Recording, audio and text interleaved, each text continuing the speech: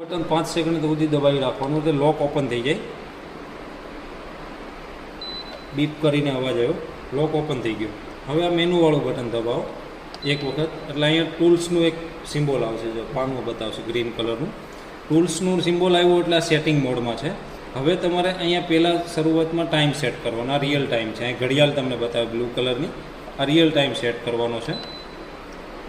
એને સેટ કરવા માટે બ્લિંકિંગ કરાવવું પડશે. પહેલાં સેટ મોડમાં જવાનું, એ આ બટન દબાવવાનું મેનુવાળું બટન દબાવીને અત્યારનો રિયલ ટાઈમ જે હોય એ સેટ કરી દેવાનો. હવર્સ સમજો 12 છે તો 12, આ 24 કલાકમાં એ સેટ થશે. મિનિટ જે હોય તે મિનિટ સેટ કરી દેવાની. સમજો અત્યારે 50 મિનિટ થઈ છે, 12 ને 50.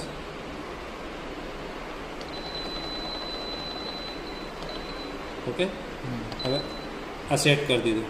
હવે બીજું ફંક્શન સેટ કરવા માટે ડાઉનવાળો એરો દબાવવાનો.